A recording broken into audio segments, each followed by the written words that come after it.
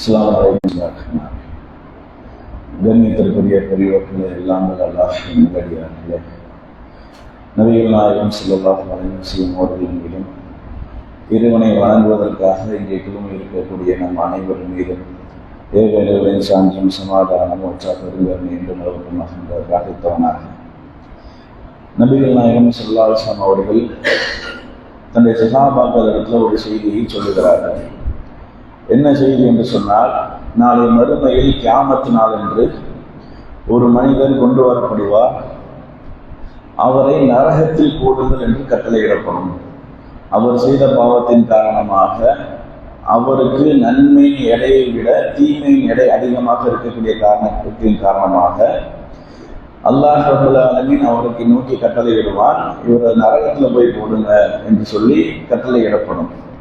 அந்த நேரத்தில் நரகத்தின் விளிம்பில் கொண்டு போய் சேர்த்த பிறகு அந்த அடியானை, அந்த மனிதரை நரகத்தின் விளிம்பு, நரக வாசலுக்கு விளிம்பில் கொண்டு போய் சேர்த்த பிறகு அந்த அடியான் திரும்பி பார்ப்பான், இறைவனை திரும்பி பார்ப்பான். பார்க்கும் பொழுது ரப்பல் ஆலமீன் கேட்பான், என் அடியானை எதற்காக திரும்பி பார்த்தானே என்று கேட்ட பொழுது அந்த மனிதர் சொல்லுவார், யாரோ என் ரப்பே, யாரோ என் ரப்பே, நான் பூமியில் வாழும் பொழுது உன்னை பற்றி இவ்வாறு எண்ணி இருக்கவில்லை, நான் உன்னை பற்றி இப்ப எண்ணி இருக்கல, உன்னை பற்றி இப்ப நினைக்கலையா அல்லாஹ் என்று அந்த மனிதர் அல்லாஹை பார்த்து சொல்லுவார்.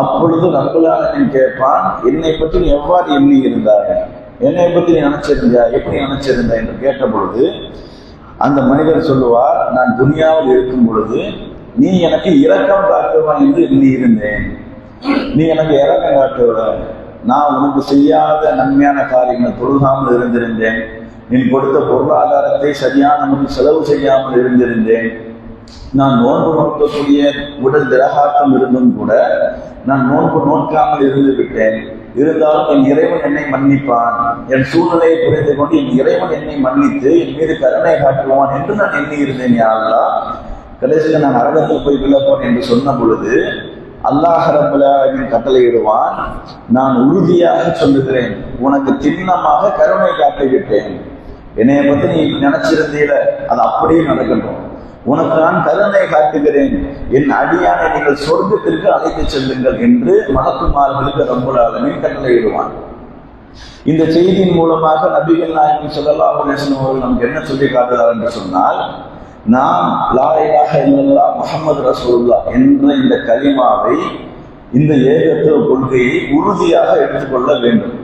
உறுதியாக இறைவனை தவிர்த்து வேறு யாரையும் வணங்கக்கூடாது என்ற ஒரு கொள்கை உறுதியாக இருந்துவிட வேண்டும். அவனை தவிர்த்து வேறு யாரையும் வணங்கிவிடக் கூடாது.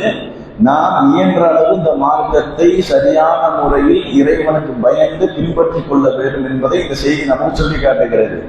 அதற்கும் மேலாக நாம் இறைவன் மீது எந்த மாதிரி எண்ணம் வைத்திருக்கிறோம், நாம் இறைவன் மீது எந்த மாதிரி நம்பிக்கை வைத்திருக்கிறோம் என்பதை இந்த செய்தி நமக்கு சொல்லி காட்டுகிறது. அவர் நரகத்துல கொண்டு போய் போடுறதுக்கு எல்லாம் கட்டளையிட்டான் என்று சொன்னால், அவர் நன்மை அதிகமாக செஞ்சிருப்பாரா, பாவம் அதிகமாக செய்திருப்பாரா? பாவத்தை தான் அதிகமாக செய்திருப்பார். அதன் காரணமாகத்தான் ரப்பல் ஆலமீன் நரகத்துல போய் போடுங்க என்று இறைவன் கட்டளையிட்டு இருக்கிறார்.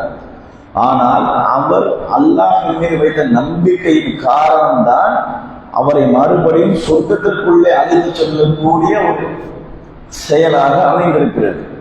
ஆக நாம் இறைவன் மீது எந்த மாதிரி நம்பிக்கை வைக்கிறோம், அதற்கு மேலாக நாம் இந்த பூமியில் வாழும்போது அமல்கள் நிறைய அதிகமாக செய்திருக்கலாம்.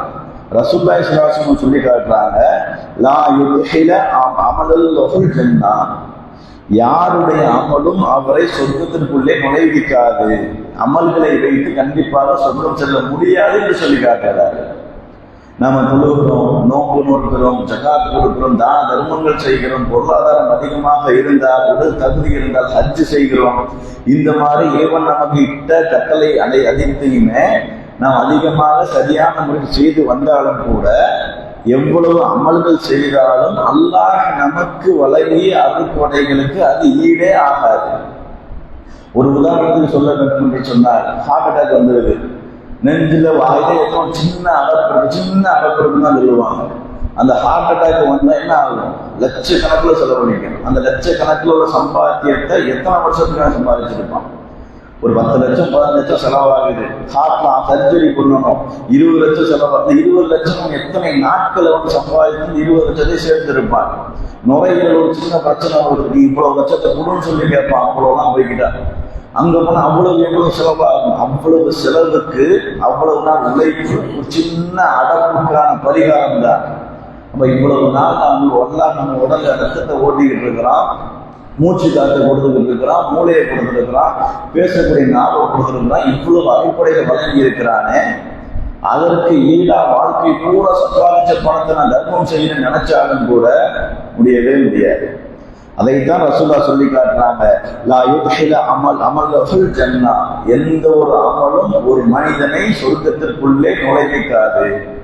அப்போ ஒரு சஹாபி கேட்கிறார், யா ரசூலுல்லாஹ், எங்களுடைய அமல் எங்களை சொர்க்கத்துக்குள்ள நுழைவிக்காது, சரி நீங்க செஞ்ச அமல்.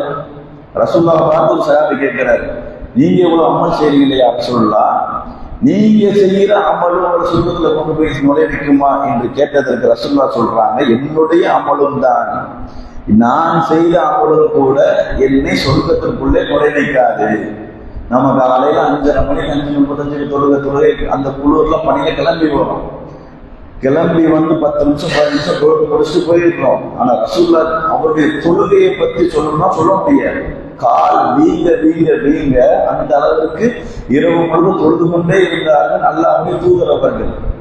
அவங்க செஞ்ச அமலுக்கும் நம்ம செஞ்ச அமலுக்கும் ஏணி வச்சால் எட்டாது, அவர்கள் செய்த அமலுமே போதாது என்றார். அப்ப அந்த அளவிற்கு அமல்கள் என்பது அல்லாஹ்வுடைய அடிப்படைகளுக்கு ஈடே ஆகாது. அதனால அல்லாஹ்வுடைய சொல்லி காட்டுகிறார்கள், இதாயத ஹம்மதீன இல்லா ரஹ்மான், அல்லாஹ் அவனுடைய அருளால் நம்மை போர்த்தி கொண்டாலே தவிர, அல்லாஹ் அவனுடைய அருளால் நம்மை போர்த்தி கொண்டாலே தவிர நம்மால் சொர்க்கம் செல்ல முடியாது. ஆகையினால் அல்லாஹ்வின் மீது நாம் வைக்கக்கூடிய நம்பிக்கை எப்படிப்பட்ட நம்பிக்கையாக இருக்கிறது என்பதுதான் இதில் முக்கியமான சாராம்சம். நாம் அல்லாஹ்வின் மீது எந்த அளவுக்கு நம்பிக்கை வைக்கிறோமோ, அல்லாஹ்வுடைய ரஹ்மத்தில் எந்த அளவுக்கு நம்பிக்கை வைக்கிறோமோ, அந்த நம்பிக்கை நம்மை சொர்க்கத்தில் சேர்க்கும் என்பதை இந்த செய்தி நமக்கு சொல்லி காட்டுகிறது. இறுதியாக அல்லாஹ் ரப்பல் ஆலமீன் தன் திருமறை குர்ஆனில் சொல்லி காட்டுகிறான், யா இபாதி அல்லதி அஷ்ரஃபு அலா அன்ஃபுஸிஹிம், வரம்பு மீறி பாவம் செய்த என்னுடைய அடியார்களே. அல்லாஹ் பாவம் செய்த மக்கள் என்ன சொல்லணும்? பாவம் செய்த மக்களை பாவிகள் தானே சொல்லணும். நாமளே ஒருத்தன் காசு அக்கலாம்னா திருட்டு போய்தானே சொல்லுவோம், விபச்சாரம் செய்துட்டா விபச்சாரியான சொல்லுவோம், மேலும் அதிகமாக வார்த்தையை போட்டு கூட சொல்லலாம்ல. ஆனால் அல்லாஹ் சொல்லி காட்டுகிறான், யா இபாதி அல்லதி அஷ்ரஃபு அன்ஃபுஸிஹிம், வரம்பு மீறி பாவம் செய்த என்னுடைய அடியார்களே, லா தக்னது மின் ரஹ்மத்தில்லாஹ், அல்லாஹ்வுடைய அருளில் ஒருபோதும் நீங்கள் நம்பிக்கை இழக்காதீர்கள். அல்லாஹ்வுடைய அருளில் ஒருபோது நம்பிக்கை இழக்காதீங்க, நம்பிக்கையோடு இருங்கள், மார்க்கத்தில் உறுதியாக இருங்கள், இயன்ற அளவு பின்பற்றுங்கள். நரகத்தின் விளிம்பில் கூட அல்லாஹ் ரப்பல் ஆலமீன் சொர்க்கத்தில் கொண்டு போய் சேர்ப்பான். இறைவன் மீது நம்பிக்கை வைத்தார். ஆகவே ரப்பல் ஆலமீன் அதிகமாக நம்பிக்கை வைப்போம், அவனுக்கு இணையாக யாரையும் கற்பனை செய்யாமல் வாழ்ந்திருப்போம். மரணிக்கும் போது நல்ல ஒரு முஸ்லீமாக மரணித்து நாளை மறுமையில் உள்ளாற்றுமான் உங்களை நம்மை சொர்க்கத்திற்கு சொந்தக்காரராக ஆக்கி அருள் புரிவானாக. சுப்ஹானக்கல்லாஹு வ பிஹம்திக அஷ்ஹது அல்லா இலாஹா இல்லா அன்த அஸ்தக்ஃபிருக வ அத்தூபு இலைக்.